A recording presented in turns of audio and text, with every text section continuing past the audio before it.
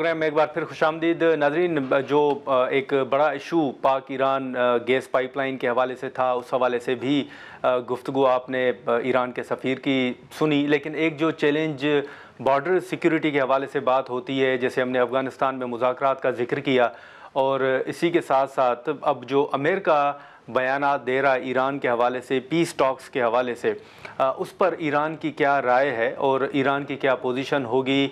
क्या ईरान के आइंदा आने वाले दिनों में जो इक़दाम हैं उस हवाले से क्या बातचीत या उनका क्या फ़ैसले हुए हैं, वो भी हम सफ़ीर साहब हमारे साथ मौजूद हैं, उनके सामने वो बातचीत रखते हैं। और इसी के साथ साथ पाकिस्तान के साथ कौन से मज़ीद मुआहदे जो हैं वो होने जा रहे हैं, और बॉर्डर सिक्योरिटी का जैसे मैंने जिक्र किया, मुआहदों के हवाले से माजी में भी बात हुई थी, लेकिन अब आने वाले दिनों में क्या जो है वो सफ़ीर साहब ख्याल रखते हैं या राय रखते हैं कि आने वाले दिनों में पाकिस्तान के साथ जो मुआहदे हैं वो होने जा रहे हैं, और जो सारी सूरत हाल रही उस सूरत हाल में पाकिस्तान का किरदार जो है उसको ईरान किस तरह देख रहा है? हम यहाँ पर जो मुख्तलिफ सवालात हैं वो भी सफ़ीर साहब के सामने रखते हैं। सर, एक स्नैप बैक और joint comprehensive plan of action जो है उस पर मुज़ाकरात के हवाले से आप क्या समझते हैं, क्या पेशरफ्त हुई है अभी तक? अभी तक इनका कोई रिज़ल्ट नहीं है, क्योंकि जो मगरबी साइड है हमारी इस एग्रीमेंट की,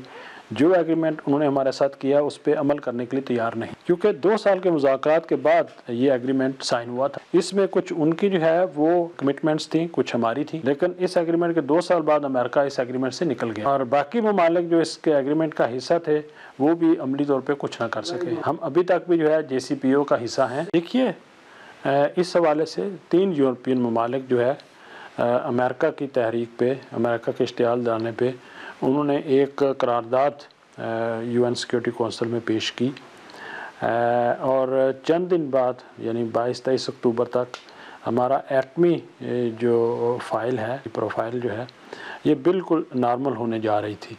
लेकिन उन्होंने इस करारदाद के ज़रिए स्नैप बैक के लिए जो है जो रिक्वेस्ट की, जो कि हमारा जो एग्रीमेंट है उसके बिल्कुल ख़िलाफ़ है।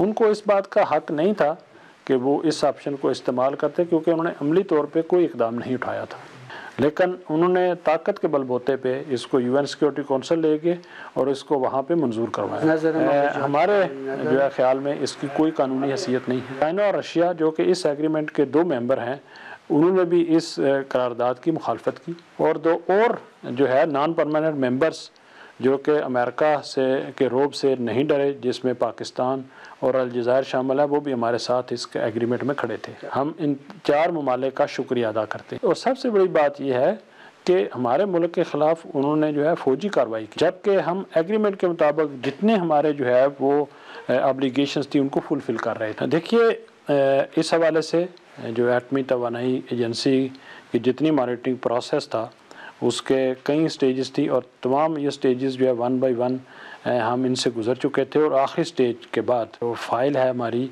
ये मुकम्मल तौर पे नॉर्मल होनी थी, और हमने पीसफुल एटॉमिक प्रोग्राम जो क्लब है उसका मेंबर बनना था। लेकिन अमेरिका और इसराइल ने रुकावट डाली है। 3 कंट्रीज़ ने जो है ये हमारे साथ कमिटमेंट की कि ये मैं बात कर रहा हूँ कि जब उनकी फ़ौजी कार्रवाई हमारे ख़िलाफ़ हो चुकी थी और हमारे वो एटमी तनसीबात को तबाह कर चुके थे, उन्होंने कहा कि अगर आप IAEA के साथ जो है वो तावन करने का मुआहदा कर लें तो हम स्नैप बैक ऑप्शन यूज़ नहीं करेंगे। हम कायरा गए, हमारे फॉरेन मिनिस्टर जो है जो मिस्र के फॉरेन मिनिस्टर हैं उनकी मौजूदगी में IAEA के DG के साथ जो है उस तावन के मुआहदे पे दस्तखत। उसके बाद हमने उनसे कहा IAEA से भी और E3 कंट्री से भी कि अब आप इसको आपका राइट नहीं है कि आप किसी किस्म की कार्रवाई करें। अब एक करारदाद के ज़रिए इस सब चीज़ों को जो है वो वापस नहीं किया जा सकता, क्योंकि हमने तमाम ये स्टेजेस जो है वो मरहला बे मरहला जो है वो तय की हैं। अमेरिका और इसराइल ने UN सिक्योरिटी कौंसिल की जो करारदाद है 22 से 31 की मुखालफत करते हुए हमारे मुल्क पे हमला किया। लिहाजा हमारे जो है वो पॉइंट ऑफ व्यू से E3 और अमेरिका का ये इक़दाम जो है इसकी कोई जायज़ हैसियत नहीं। हमारे पॉइंट ऑफ व्यू से बरजाम पे JCPOA पे मुकम्मल तौर पे जो है वो अमल किया गया है, इसको हमने इम्प्लीमेंट किया है, और जो करारदाद E3 और अमेरिका ने हमारे ख़िलाफ़ मंजूर किया इसकी कोई कानूनी हैसियत नहीं। रशिया और चाइना जो कि JCPOA के 2 ऑफिशियल मेंबर्स हैं, उन्होंने ऑफिशियली ये बात डिक्लेयर की है कि ये जो स्टेप है इसकी कोई कानूनी हैसियत नहीं। मुख्तलिफ बयानात आते हैं, ट्रंप साहब का आपने सुना होगा, वो कहीं पे खिताब करते हैं तो न्यूक्लियर के हवाला देते हैं, वो बात करते हैं कि ईरान क्या करने जा रहा था। न्यूक्लियर के हवाले से मैं जानना चाहूँगा कि ईरान की इस वक्त क्या पोजीशन है? देखिए, 3 दिन बाद 18 अक्टूबर को जो UN सिक्योरिटी काउंसिल की रेजोल्यूशन है 2231, उसके तहत हमारा एटमी जो फाइल है उसने बिल्कुल नॉर्मल हो जाना। इस जो डेडलाइन है इससे 3 महीने पहले हमारे ख़िलाफ़ जो है वो फ़ौजी कार्रवाई उनकी तरफ से होती है और हमारे ख़िलाफ़ जारियत की जाती है। जबकि IAEA ने 15 बार इस बात को डिक्लेयर किया है कि इस्लामी जमहूरिया ईरान ने JCPOA से किसी किस्म का कोई इन्हिराफ नहीं किया।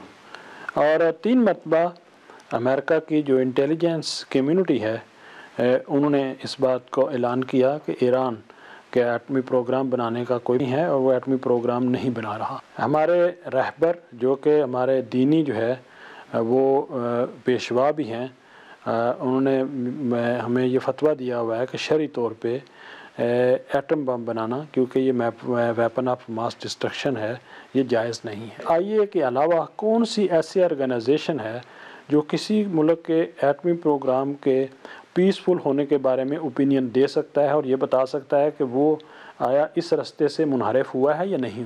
आप किसी से भी पूछें वो कहेगा कि IAEA।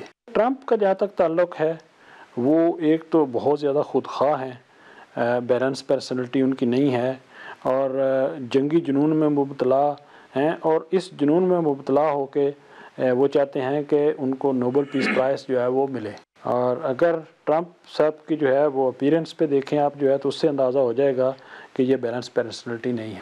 ये इनबैलेंस पर्सनैलिटी जो है उसके हाथ में अमेरिका की जो है वो ताकत आ गई है और जो चाहता है उसके ज़रिए कर गुज़रता है। और 70,000 फ़लस्तीनियों के कत्लेआम के बाद कहता है कि मैंने वहाँ पे जो है पीस वो ले आया हूँ। क्या ये ट्रंप नहीं थे जिन्होंने दुनिया भर के टेलीविजन्स के सामने ये ऐलान किया कि हम गज़ा को जो है एक टूरिज़म स्पॉट जो है वो रिज़ोर्ट जो है बनाना चाहते हैं? और ये शर्म शेख में जो है वहाँ पे जो थिएटर लगाया गया इसका क्या मकसद था?